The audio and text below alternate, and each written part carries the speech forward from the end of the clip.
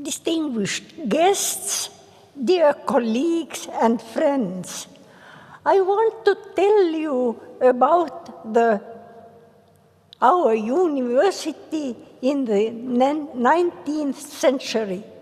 This was the golden time for our university, when it belonged to the top of European universities.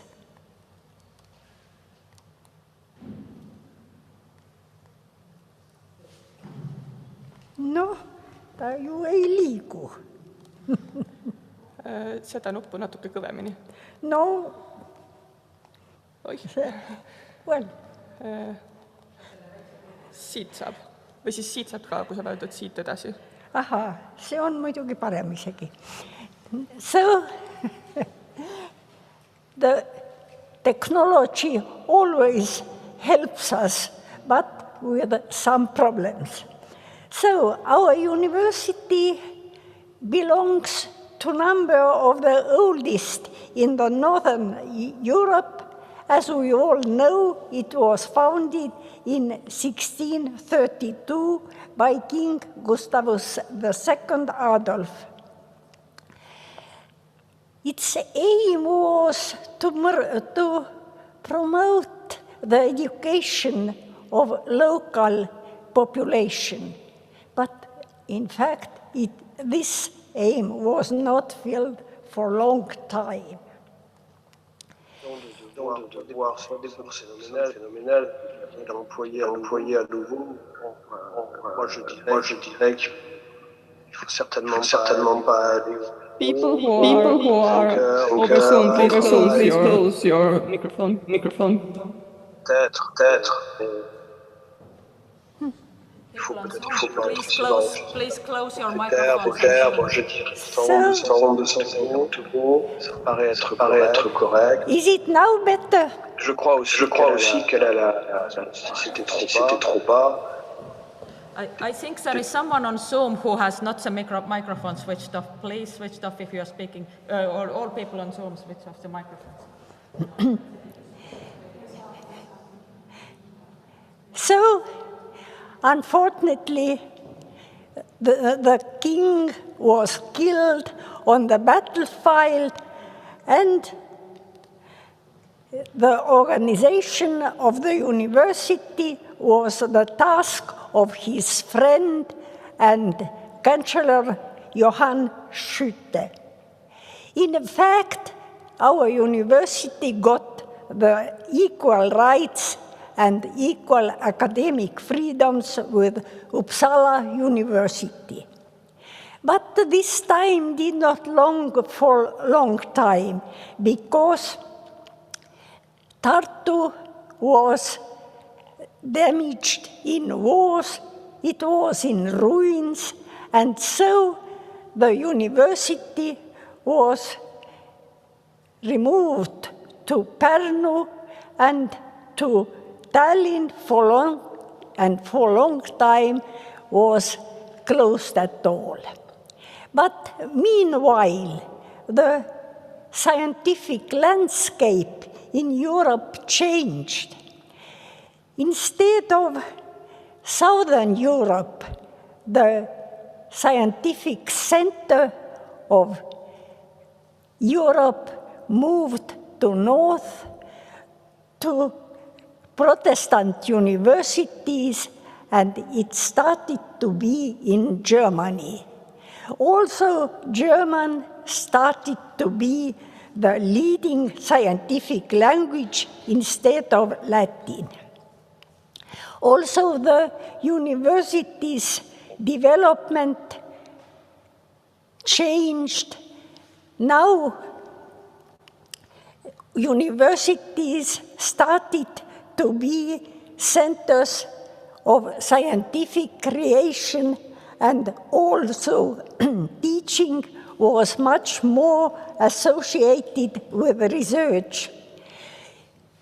Also, scholars specialized both more deeply in teaching and research. and also close communication between the scientists started to be very important. But it was possible only via close personal correspondence and also visits. This time still started to be published the scientific journals. What happens this time in Estonia? The Tsarist government decided to reopen the university in Tartu. In this time, the local power was in the hands of Baltic nobility, and they demanded that the university should be German-speaking. The nobility was very hard for our population, and they closed doors between our grandfathers. But this decision was very important and positive for development of our university, because it now belonged to the world of German universities, which was the very top of Europe. So the university was reopened in 1802 under the name of Kaiserliche Universität zu Dorpat. The first rector of our university was very energetic man, Georg Friedrich Parrot, who had both French and German roots, and who succeeded be very good friendship with young Tsar Alexander I.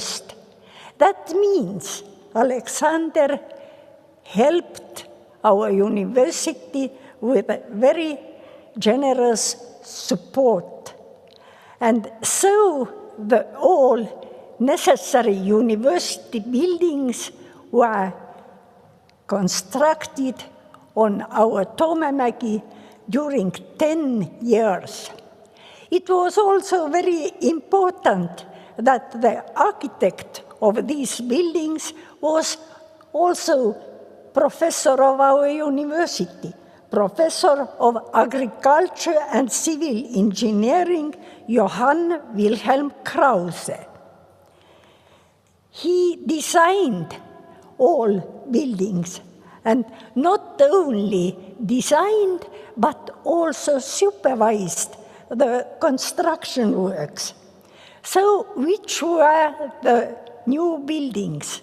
Main building where we are now, and where Rector Parrot made his first lectures in physics.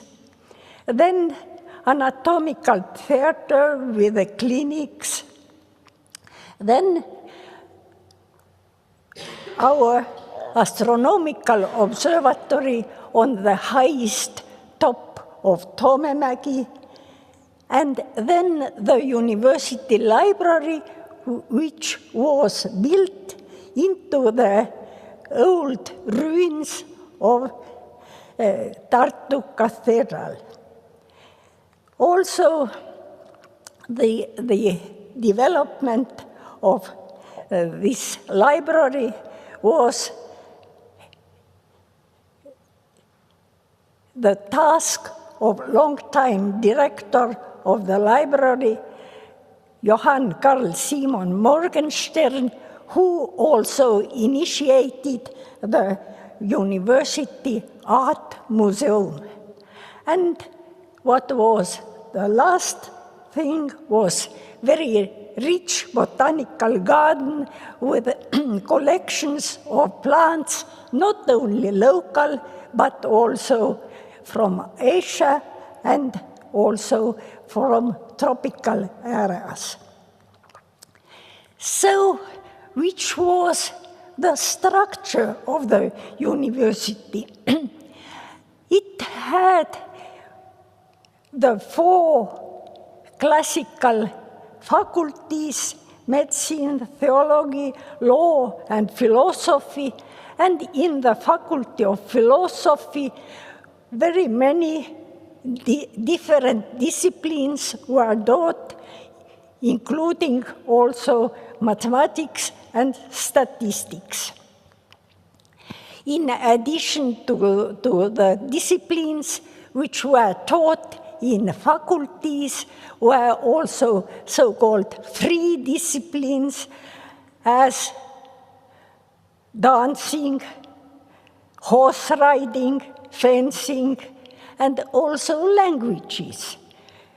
Also, the drawing was important for this time. As the university had so good conditions, that means many young professors came from German universities to work here. Also, many master and doctoral theses were here defended, and the number of students increased and reached, by the end of 19th century, almost 1,700 persons.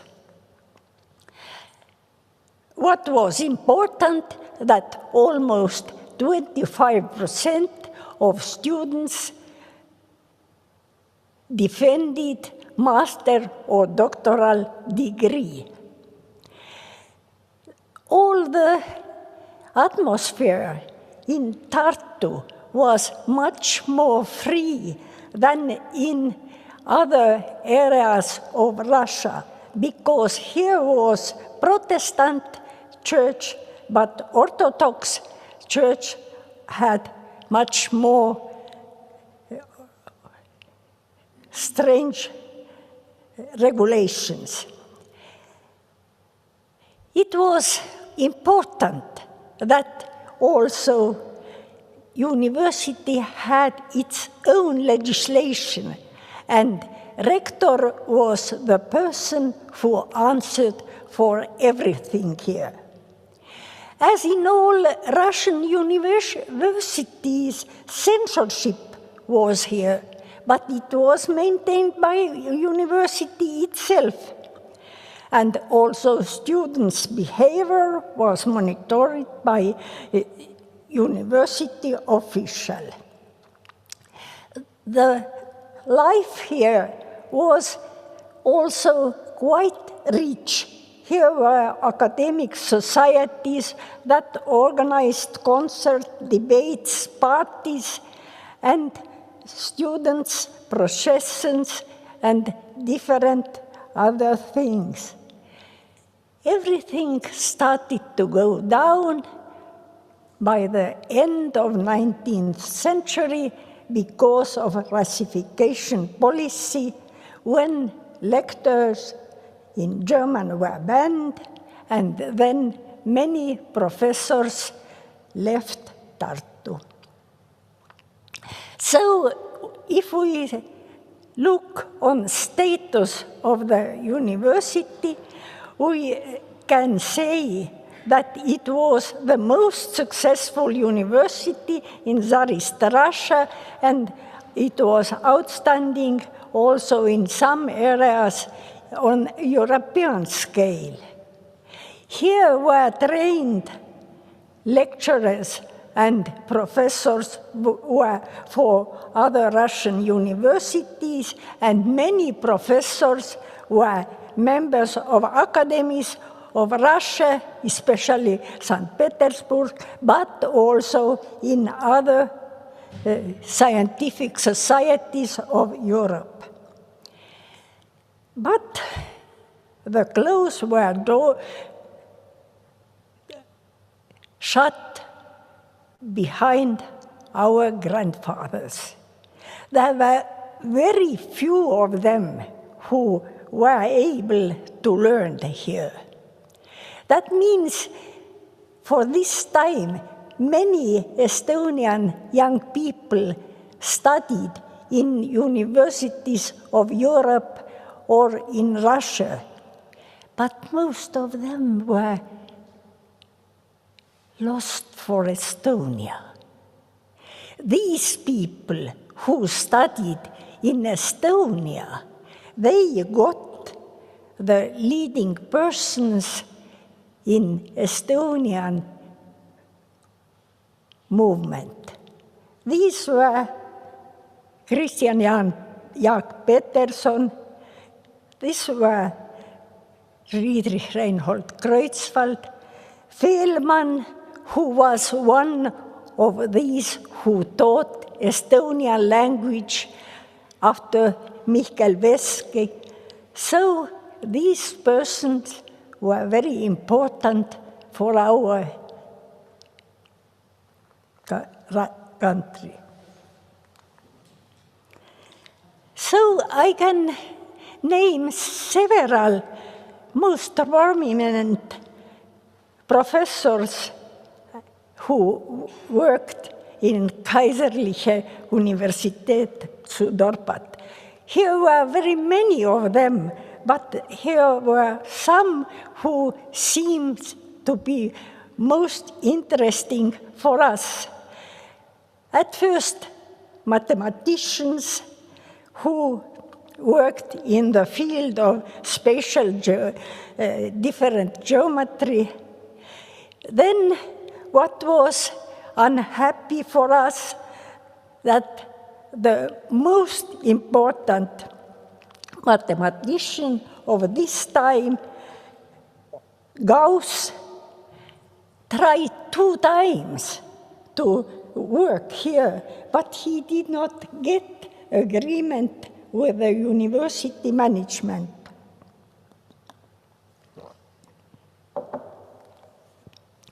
Always has been astronomy one of the most prominent disciplines in our university, and it was started already with Wilhelm Struve, who got for Tartu the most accurate telescope, so-called Fraunhofer, and used it to be the first to determine the parallax of a star.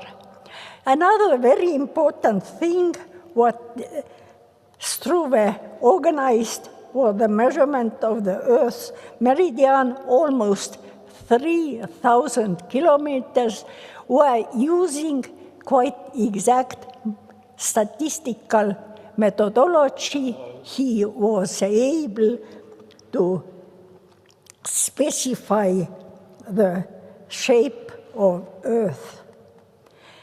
Very important things were done by the researchers in the field of physical chemistry, Schmidt and Ostwald, and Ostwald got also Nobel Prize. Also, biologists made a lot of important things. For instance, Karl Ernst von Baer discovered the human egg cell. And now about the chair of statistics. This chair was opened at once in the beginning of 19th century, and all the time here worked 1 or 2 professors. But what did they teach? Not only mathematics, but also history and geography. We understand that these things were then taught using data. Now, the most important names from them, say Otto Körber, who measured the population of many Estonian cities and towns and supervised about 10 doctoral theses about population statistics. Then Carl Schirren, who created the methodology for first Russian censuses. And at last, Etienne Laspère, who created the theory of complex indices. He handed the chair over to Wilhelm Lexis in 1874, and now my colleagues continue. Thank you.